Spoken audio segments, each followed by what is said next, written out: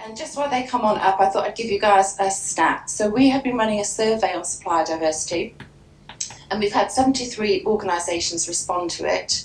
Only 22% of those organisations actually have a supplier diversity programme in place, but 49% plan to put a supplier diversity programme in place. The barriers are they really do not know where to start. So hopefully this panel will enlighten us and give us some guidance. So over to you, Sunita. Thank you. I think the last three speakers have been great, right? So I think really we're all here for this part here to explore the critical importance of fostering diversity and inclusion in our procurement, in our supply chains. And I think some of us are either processing what supplier diversity is, some of us are embarking on a journey of either being a diverse supplier or building a program, and some of us are actually thriving in some of our programs. And I think here today we just wanted to shed some light on our experiences. And firstly, I want to thank Scott for all the insights on the stats that you shared with us as well. And I think it's okay for me to say that sourcing has the biggest responsibility when it comes to ensuring diversity and inclusion is consideration in our supplier selection. But just on reflecting on some of the insights that Scott has shared, James, I'm going to come over to you. What does that mean to you in your respective organisation? And does that mirror some of the insights? So in terms of the definition that Scott shared with us.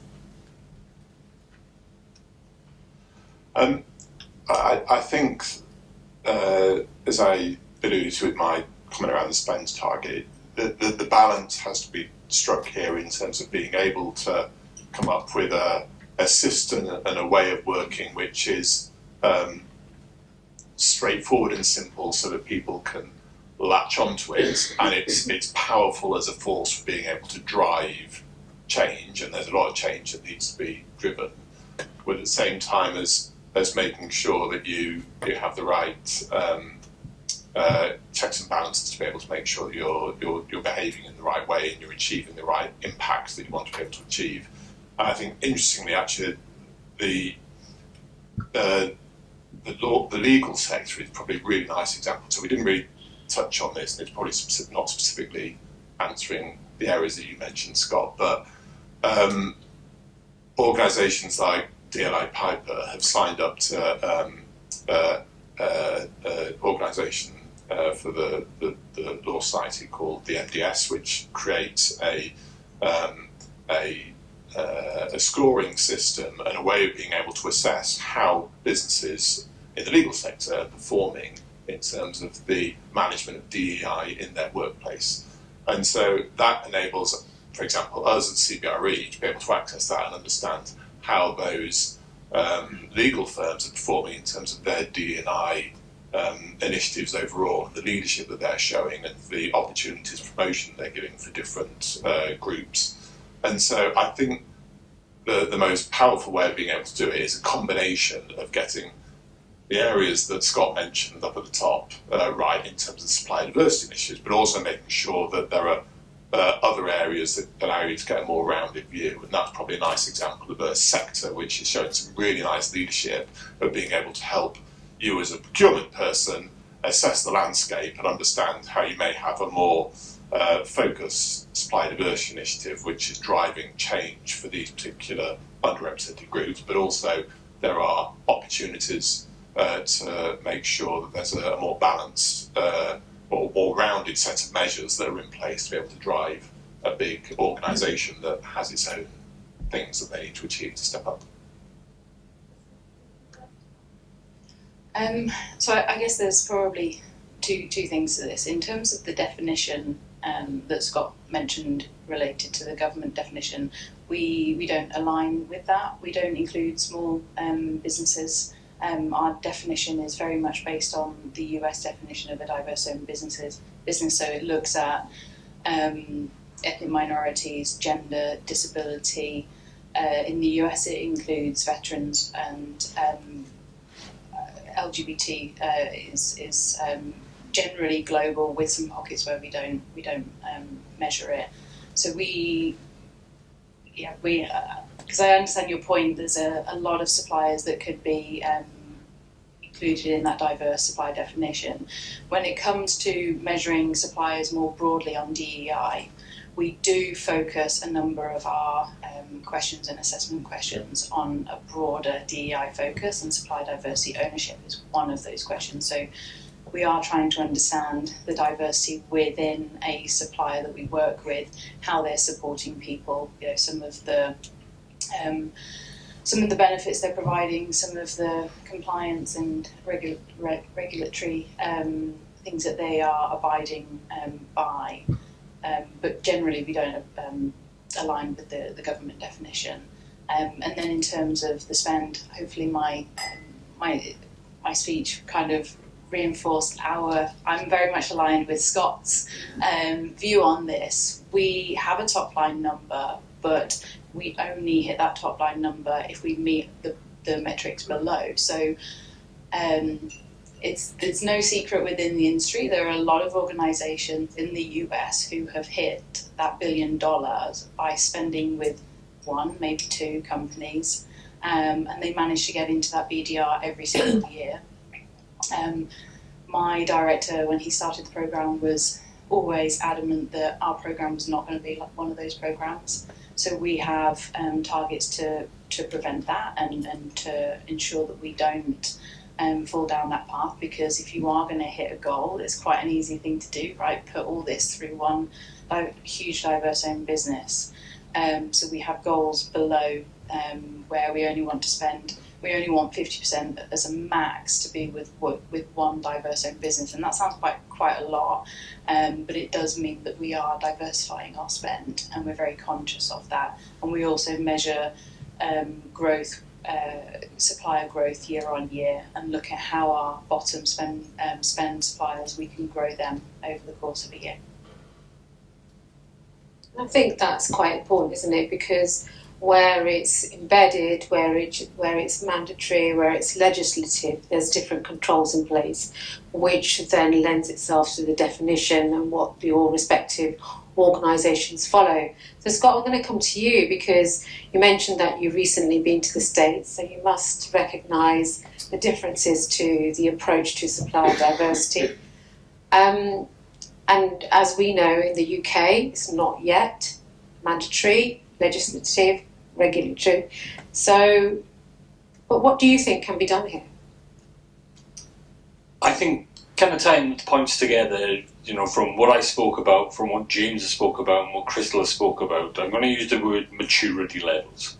So within both your organisations, huge companies, huge spend power, and a drive for putting that spend through supplier diversity, your maturity levels as organisations enables you to do it right. James, you spoke about the timeline you showed there when you started the programme, and when it took something like 10 years, I think it was 9 years, to get to the $1 billion point. You've put a lot of groundwork in. I think people think we aren't friends and we're almost against each other. But just go back to my point when I said, when I was talking about how CBRE are one of the leaders.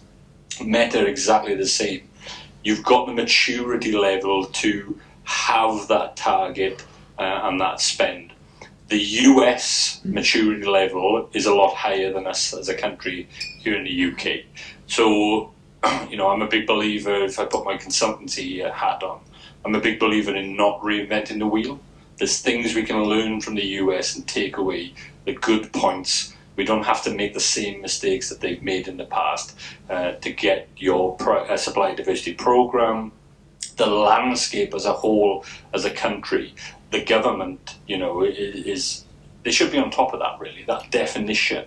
It came out in 2016, so we're 8 years old, and, corporates are leading the way, as Crystal said, we don't abide by that definition because it isn't correct, and that's something that, as an individual, I'm hoping to change and put forward as a policy change as the back end of my thesis, and coming to you guys and getting corporate support within that.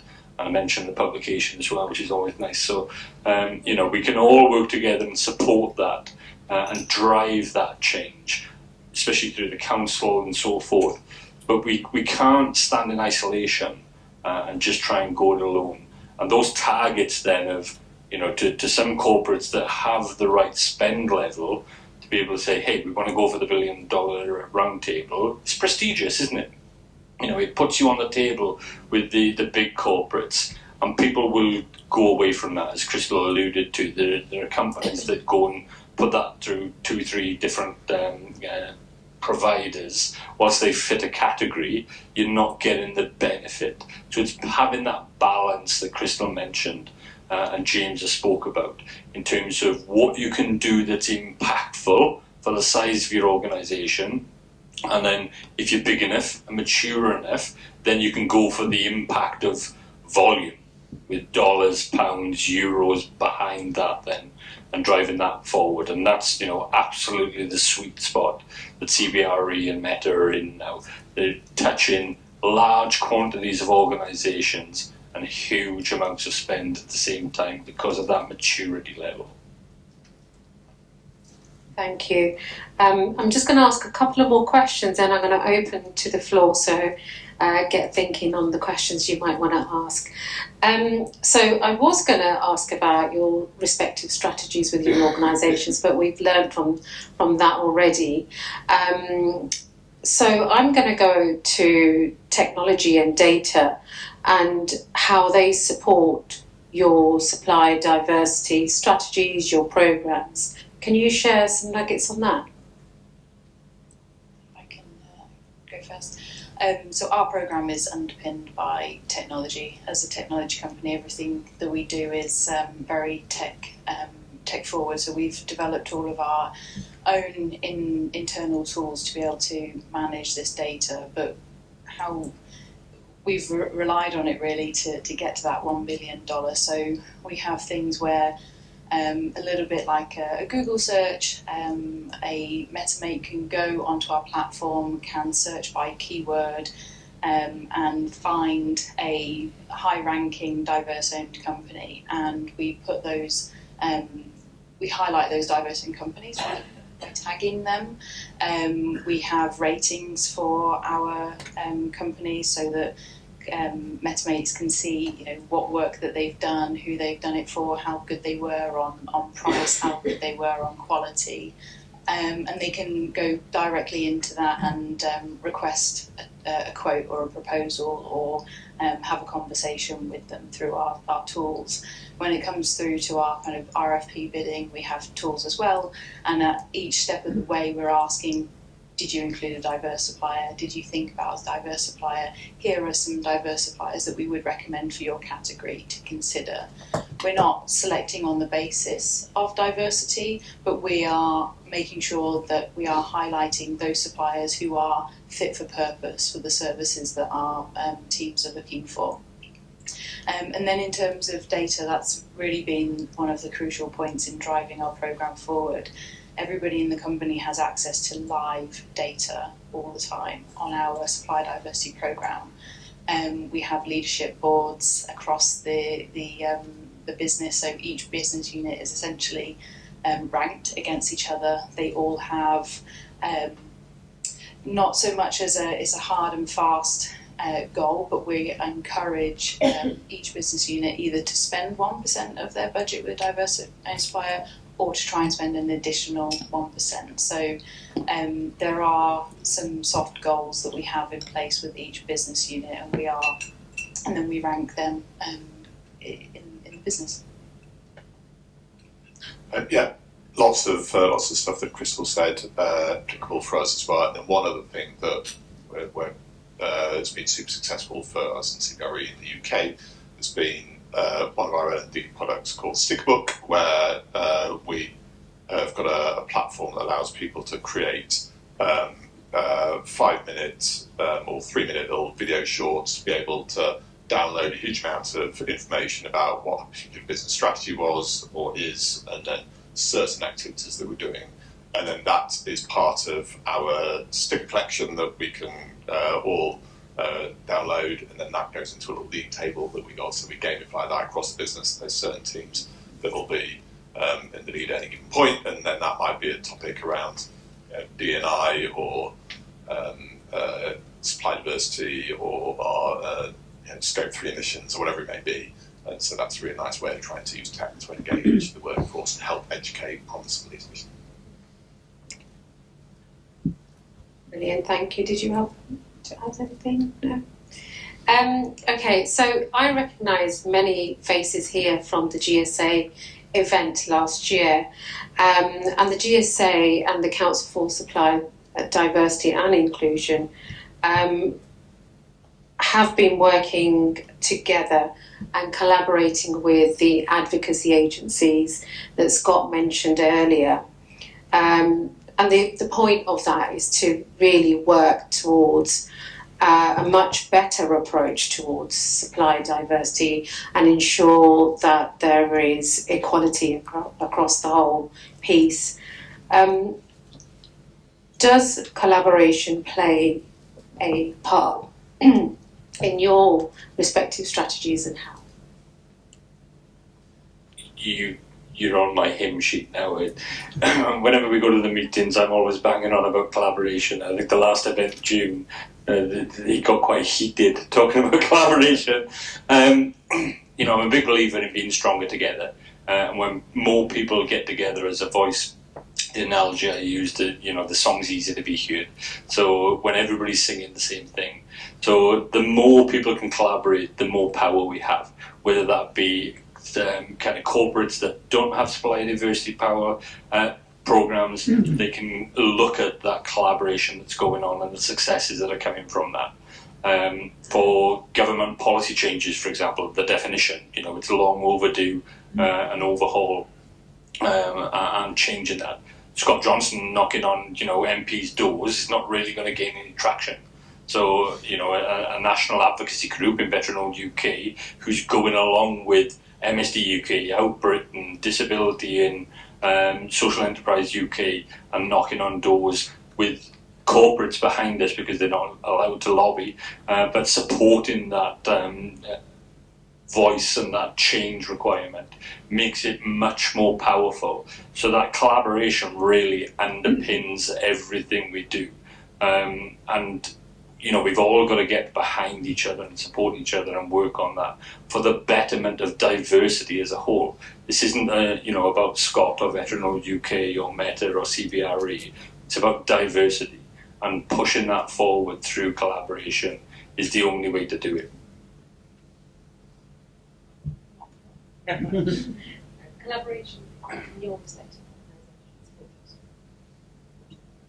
I think if you come back to the opening session we had from David, that there are a huge amount of pressures on not just corporates but lots of businesses to try and help manage fee compression and margins that are under lots of pressure. And the supply diversity sector has emerged with, for example, different advocacy groups that sit across different areas holding certain bits of data, and we have to be able to work out a way of unlocking some of those conversations so that we are sharing more effectively across the organisation. So that was the big conversation in June. I think that still stands, and we need to work out how to be able to do that in a way that allows us to make sure that we are having inclusive programmes as opposed to exclusive programmes, which is a real challenge if we're not careful.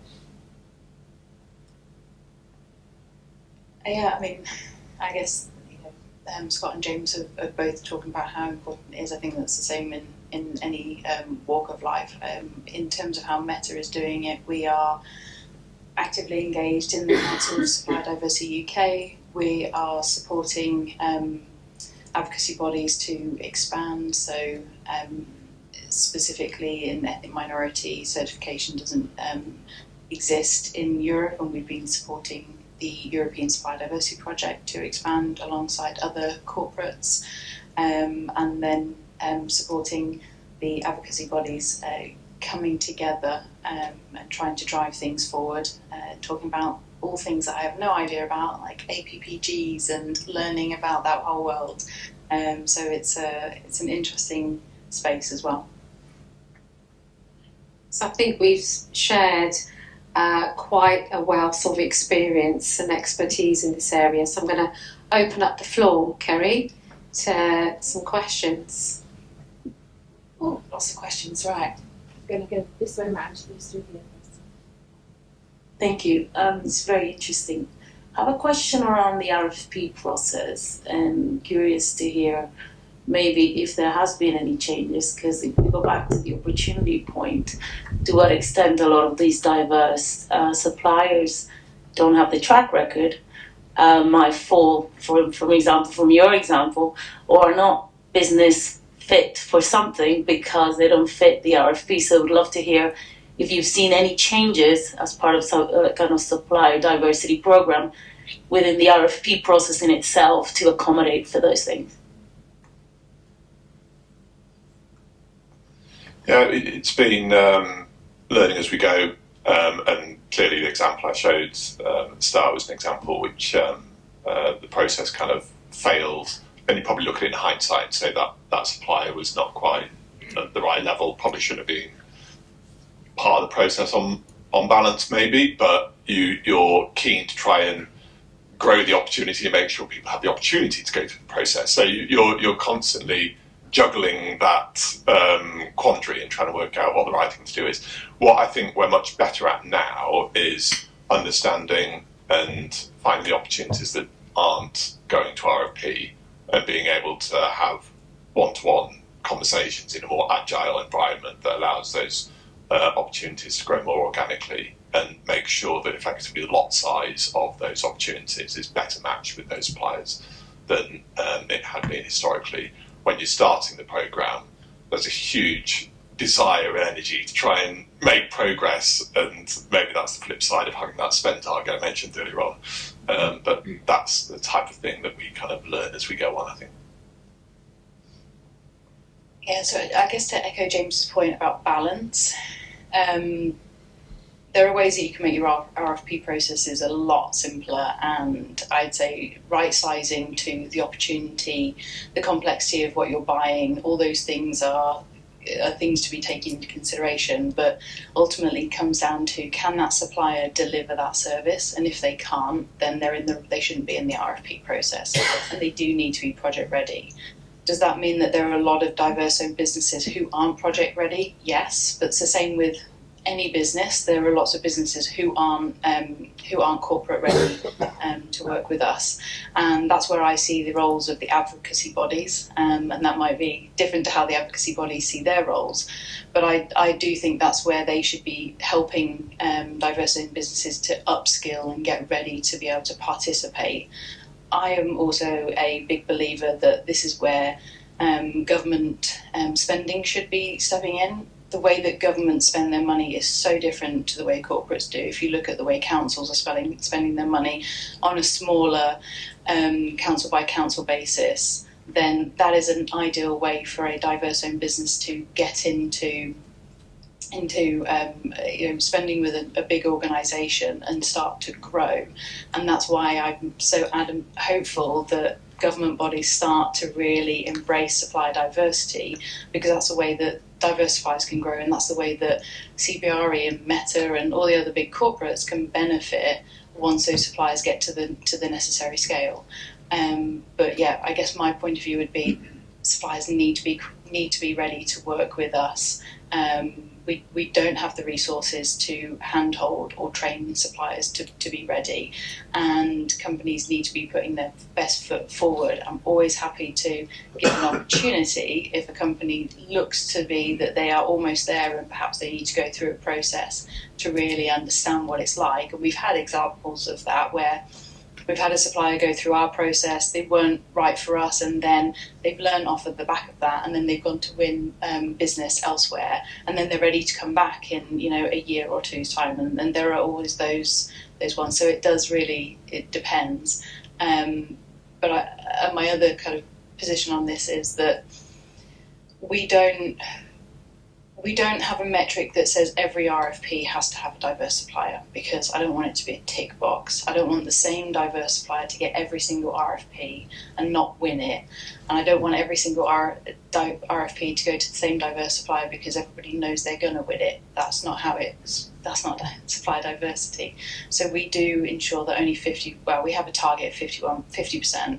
60% of our RFPs have a diverse supplier. So we are fortunate that we're able to kind of meet that goal, but we don't say every single RFP has a diverse supplier for that reason.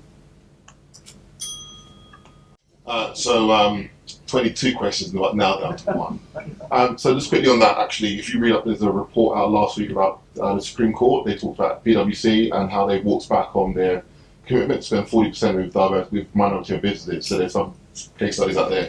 My question, however, and it's great to see that there's 49% of people think in this room now who do not have a supplier diversity program but are looking perhaps to see how they can organise one. Technology and collaboration has been, in some cases, perhaps a detractor from successful supplier diversity programs. Great organisations, big organisations with big budgets can do so. But we know as experts in the field ourselves that finding diverse suppliers is time consuming as the process is complicated, there's databases everywhere. The question I have is how can you use technology to drive adoption, particularly from the category managers with regards to supplier diversity and reaching those targets? How can technology be used to help drive adoption within your business? I think high level is going back on what you said in terms of accessibility, and I think it's speed of the end-to-end process, but I'll let you guys go into a bit more detail. So we're actively looking at AI agents at the moment who can preemptively say the contract's coming up to an end. How do we get that AI agent to reach out to the person who owned that contract and say, hey, you've got this, you've been buying this for the last 2 years, your contract's coming up for renewal, would you like to consider going to market? Here are some potential partners that you might want to consider, or introducing and handing them off to our sourcing team. So that's something that we're actively looking at the moment. We've also released some training internally, and we're training our AI on that training to be able to answer real-time questions when people have them. So I hear from my category managers all the time, I'm trying to convince a stakeholder just to consider a diverse supplier in their RFP. What are some things that I can say? Well, here, ask this AI agent. It's going to give you some suggested responses on kind of maybe data metrics of why you should consider a diverse company and why you should go to market in the first place, because that can always be a challenge, getting them to go to market. So that's how we're really thinking about our tools. I think a huge amount of it is, if you look at corporate organisations and the budgets and funding they've got for their procurement and supply chain teams, a huge amount of buying is done in a very decentralised way now, and the budget holders are sitting within the business as the people who have got the purse strings on that money and need to make an informed choice as to where that goes. So I think a big part of the role that technology can play is enabling us to be able to educate and help people understand this point around opportunity that Scott articulated really, really well. Because we're all here in this room as people who are very engaged in the supply chain and trying to change it, and there's lots of questions about why and what if we did this, and if we're still discussing here, then our business stakeholders within the organisation will be even less clear than we are. And I think until we actually can move the needle there, it becomes very, very difficult for us to be able to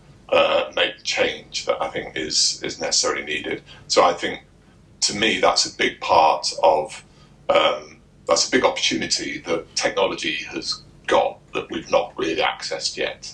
and is still on the Technology solutions. Work with the advocacy groups. If anybody reaches out to me on LinkedIn, there's a photo pretty similar to this with a different background, talking at a Facebook event. But come and reach out to me, and I will give you free time. I'm not going to ask for anything. I will help you set up Supplier Diversity Program. I got a spare 47 minutes per week that I can fill in with time for you guys. Jason's got a great platform. I know he asked a question, and I know he's not the type of guy to set himself up there. But Jason's got a great platform, Kalida, that links opportunities with diverse suppliers. There's two things you can do today. You don't need the technology. Good old-fashioned way, have a conversation with an advocacy group, use an existing technology. As you build opportunities or technology into your processes in your system. So take advantage of what's available today and then move towards technology, and it'll get there and help us all eventually, and we can relax and sit back on the beach somewhere, hopefully. Just really wrapping up on that, I think this is a critical conversation, and something that we can all go on for a long, long time. And I'm sure we will do in our networking breaks and hopefully thereafter on LinkedIn. But I think we equally, all of us, have a part to play in paving the future that is much more inclusive and equitable, specifically in procurement. So thank you very much, everyone.